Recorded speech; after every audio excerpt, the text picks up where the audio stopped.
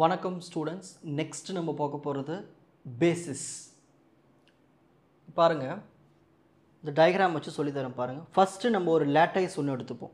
ப்ராப்பரான லேட்டைஸ், ஆட்டம்ஸ் எல்லாம் ஆர்டராக arrange ஆகிருக்கணும். So ஒரு ப்ராப்பரான லேட்டைஸ் எடுத்துக்கிறோம். அதில் 4 பாயிண்ட்ஸ் இருக்குங்க இல்லையா, அதுதான் நம்ம ஒரு யூனிட் செல்லுன்னு சொல்லுவோம்.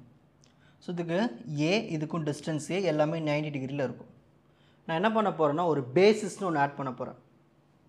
இங்கே பாருங்கள், இதான் அந்த பேசிஸ். இதை எடுத்து அப்படியே இங்கே வச்சோம்னா நம்மளுக்கு ஒவ்வொரு இடத்துலையும் அது அட்டாச் ஆகிடும். ஸோ நம்மளுக்கு இந்த மாதிரி ஃபார்மேட்டில் கிடைக்கும். ஓகேங்களா? இப்படி கிடைக்கும்பொழுது நம்ம யூனிட் செல் பாருங்கள், இப்போது ஒரு கிறிஸ்டல் ஃபார்முக்கு வந்துடும். ஸோ ஒரு லேட்டைஸ்லேருந்து ஒரு கிறிஸ்டலை உருவாக்குறதுக்கு நம்ம அந்த பேசிஸை பயன்படுத்தணும். ஓகேங்களா? இதுதான் நம்ம பேசிஸ்ன்னு சொல்லுவோம். இதுக்கான டெஃபினேஷன் பார்க்கலாம். நமக்கு ஒரு கிறிஸ்டல் ஸ்ட்ரக்சர் எப்படி கிடைக்குது?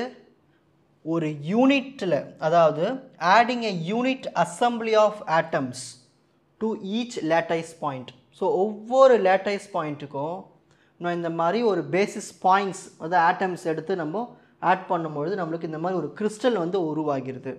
ஓகேங்களா? இந்த அசம்பிளி தான் நம்ம பேசிஸ்ன்னு சொல்லுவோம். ஓகேங்களா? இதுக்கு ஒரு எக்ஸ்ப்ளனேஷன் பார்க்கலாம். நம்ம எடுத்துக்கிற அந்த பேசிஸ் வந்து ஒரு சிங்கிள் ஆட்டம், ஒரு ஆட்டம் கூட எடுத்துக்கலாம். அப்படி இல்லையா நிறைய அசம்பிளி ஆஃப் ஆட்டம்ஸும் எடுத்துக்கலாம். ஓகேங்களா? அதுக்குன்னு கண்டிப்பாக என்ன இருக்குன்னா, ஒரு ஓரியன்டேஷன் இருக்கும்.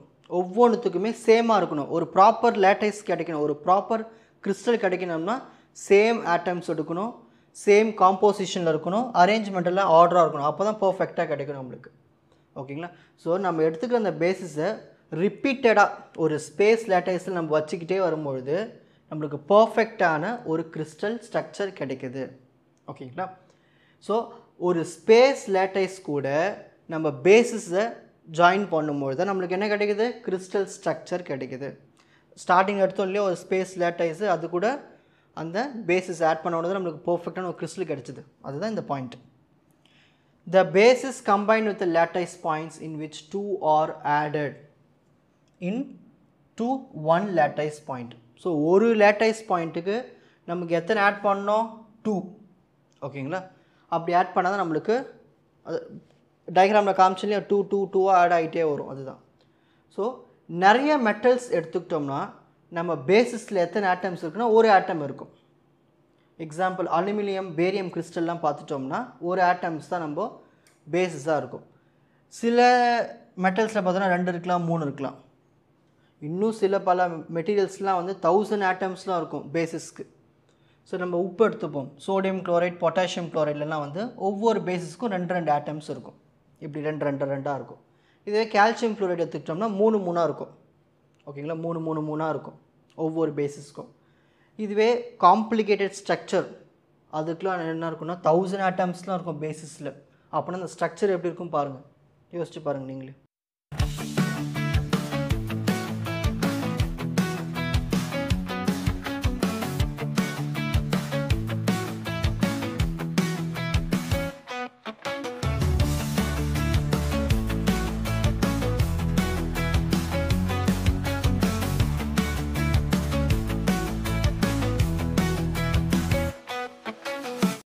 உங்களுக்கு இந்த கண்டென்ட் ஈஸியாக புரிஞ்சிருக்கும்னு நினைக்கிறேன். வாட்ச் அதர் எபிசோட்ஸ் இன் த appropriate playlist. Fuji silver academy strength success directive.